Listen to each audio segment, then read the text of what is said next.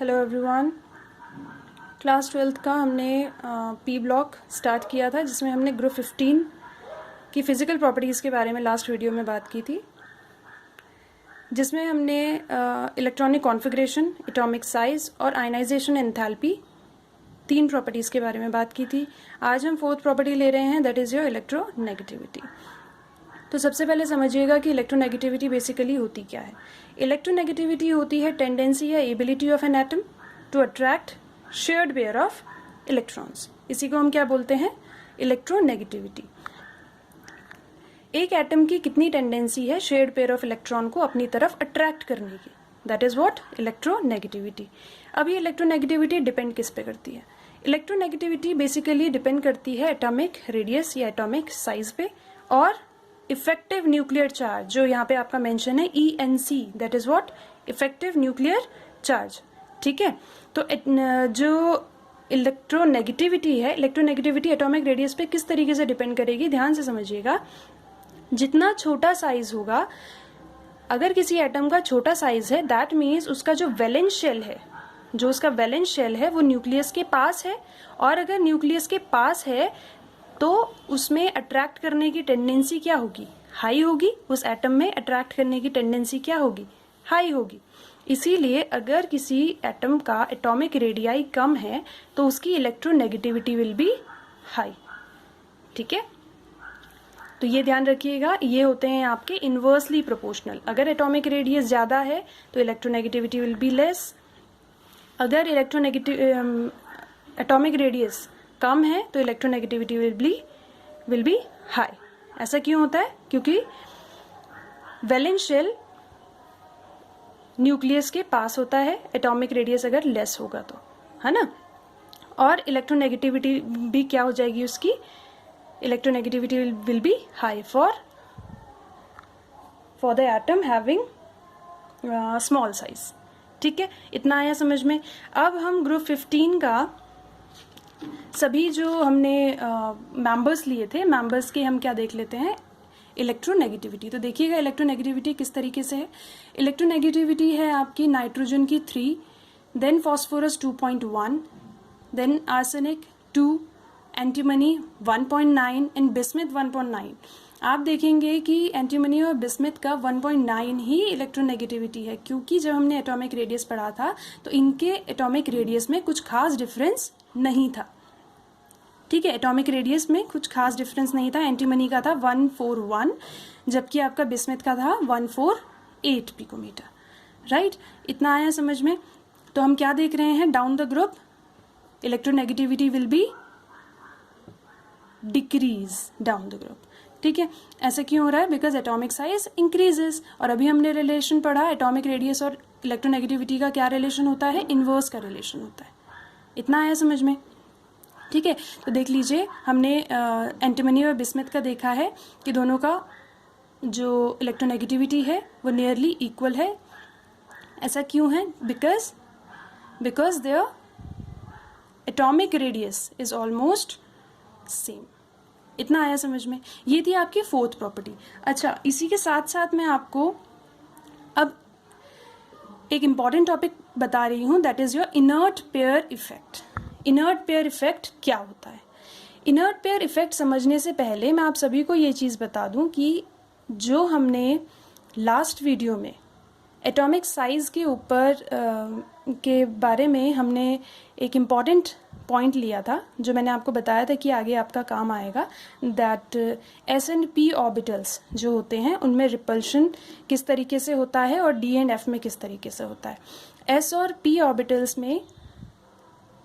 P orbitals जो आपके होते हैं वो क्या होते हैं? न्यूक्लियस के पास होते हैं। न्यूक्लियस को अच्छे से सराउंड किया रहता है, जिसकी वजह से इनमें जो स्क्रीनिंग इफेक्ट होता है that is high rather than D and F orbitals. D and F orbitals का जो शेप है वो थोड़ा डिस्टॉर्टेड होता है। सबसे पहले डिस्पोज्ड टाइप का होता है, नॉट डिस्टॉर्टेड, डिस्पोज्ड टाइप का होता है, जिसकी वजह से वो स्क्रीनिंग इफेक्ट या रिपल्सिव फोर्स जो है वो as compared to S and P कम देते हैं। मैंने बताया था आपको ये चीज़। ठीक है, तो अगर आपको वो चीज़ समझ में आ गई है तो हम आज इनर्ट पेयर इफेक्ट भी करते हैं, ठीक है। तो इनर्ट पेयर इफेक्ट बेसिकली देखिए होता क्या है, ध्यान से समझिएगा। Inert pair effect, according to this effect elements of a group show some other oxidation state also which are 2 units less than the group oxidation state. Suppose हम बात कर रहे हैं, जैसे कि अभी हम बात कर रहे हैं ग्रुप 15 की, राइट। तो ग्रुप 15 का जो है ऑक्सीडेशन स्टेट आपका क्या होना चाहिए, इलेक्ट्रॉनिक कॉन्फ़िगरेशन देखिएगा। इलेक्ट्रॉनिक कॉन्फ़िगरेशन क्या होती है, इलेक्ट्रॉनिक कॉन्फ़िगरेशन जो है आपका, इलेक्ट्रॉनिक कॉन्फ़िगरेशन ग्रुप 15 की होती है। ग्रुप 15 की इलेक्ट्रॉनिक कॉन्फ़िगरेशन होती है NH2NP3। NH2NP3 होता है, NH2NP3, NH2NP3 यही होता है। अब देखिए NH2NP3 यानी कि ये इसके वैलेंस शेल होंगे। अगर ये इसके वैलेंस शेल हैं तो ध्यान रखिए वैलेंस शेल के इलेक्ट्रॉन्स ही पार्टिसिपेट करते हैं बॉन्डिंग में, यही होगा। जो वैलेंस शेल के इलेक्ट्रॉन है वही पार्टिसिपेट करेंगे बॉन्डिंग में, और जो इलेक्ट्रॉन्स बॉन्डिंग में पार्टिसिपेट करते हैं वही उसकी ऑक्सीडेशन स्टेट बताता है। किसी भी एलिमेंट या एटम का ऑक्सीडेशन स्टेट हमें कैसे पता चलता है, जितने इलेक्ट्रॉन्स उसके बॉन्डिंग में पार्टिसिपेट कर रहे हैं, राइट। अगर ये वैलेंस शेल है, ग्रुप 15 की बात कर रहे हैं अभी हम, ग्रुप 15 में वैलेंस शेल क्या है आपका NH2NP3। अगर s ऑर्बिटल भी और p ऑर्बिटल भी दोनों के दोनों पार्टिसिपेट करेंगे बॉन्डिंग में, तो इसकी ऑक्सीडेशन स्टेट होगी +5, जो कि यहाँ लिखा हुआ है, ठीक है।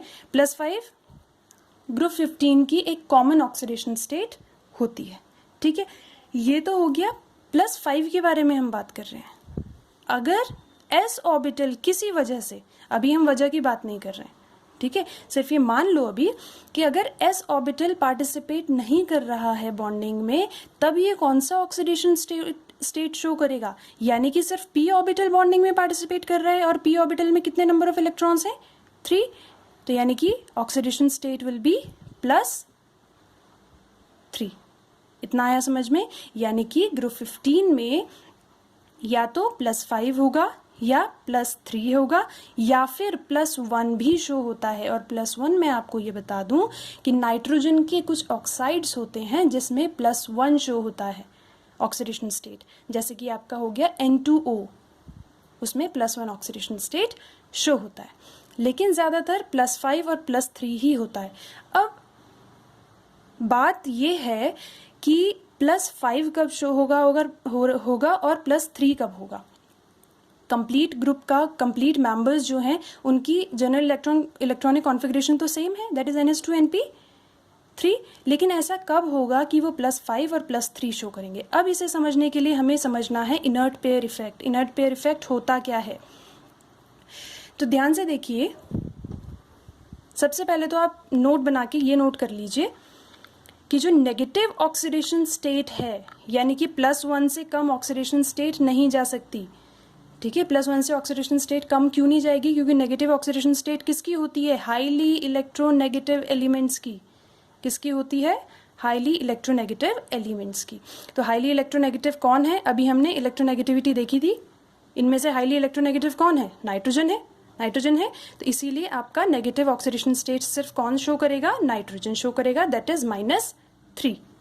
इस कंप्लीट ग्रुप में ऑक्सीडेशन स्टेट माइनस में सिर्फ कौन शो करेगा, नाइट्रोजन, और नेगेटिव कौन शो करता है, जो हाईली इलेक्ट्रोनेगेटिव होता है, और हाईली इलेक्ट्रोनेगेटिव एंटायर ग्रुप में कौन है, सिर्फ नाइट्रोजन। इतना है समझ में। अब ध्यान से देखिएगा आगे की चीज़ें, ये समझना आपके लिए बहुत इंपॉर्टेंट है, इनर्ट पेयर इफेक्ट, ठीक है। तो नाइट्रोजन की हम कॉन्फ़िगरेशन देखते हैं, 1s2 2s2 2p3, ठीक है। फॉस्फोरस की है आपकी 1s2 2s2 2p6 3s2 होगा, यहाँ पे ना 2 आएगा। अभी मैंने वो नहीं किया है, वो मैं भी बताऊंगी क्यों नहीं किया है। 3s2 3p3 इतना ही होता है, डी आपका वैकेंट होता है, ठीक है। लेकिन यहाँ पे एक इलेक्ट्रॉन आया है, वो क्यों आया है अभी मैं बताऊंगी आपको। तो यानी कि जो 3s और 3p और 3d हैं, ये क्या हैं, आपके वैलेंस शेल्स हैं, और वैलेंस शेल ही आपके पार्टिसिपेट करते हैं बॉन्डिंग में। जबकि ये क्या है आपका इनर शेल।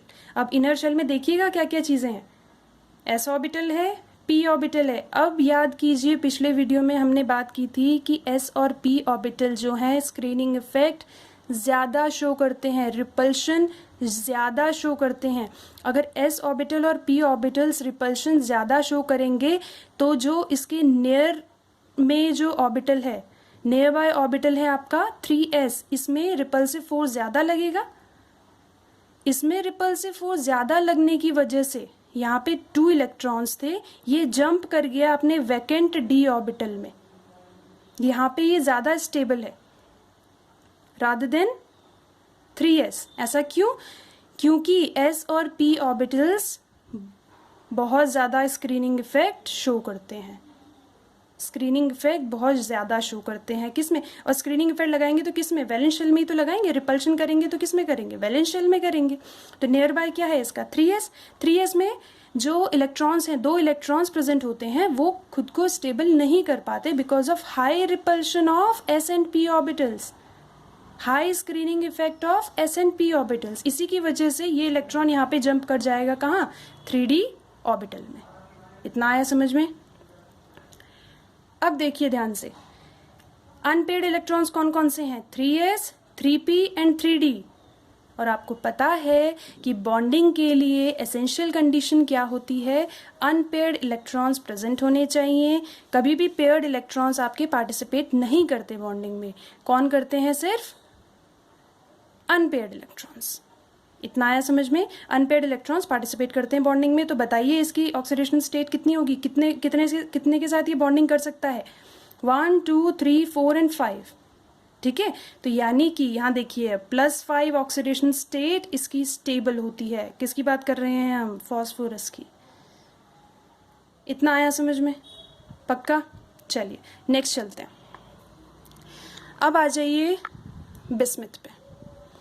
बिस्मिथ में देखिए इनर शेल है आपका 4f, then 4d, then 6s, 6p and 6d भी आपका यहाँ पे ऑर्बिटल होगा। वो मैंने अभी इसमें बनाया नहीं है।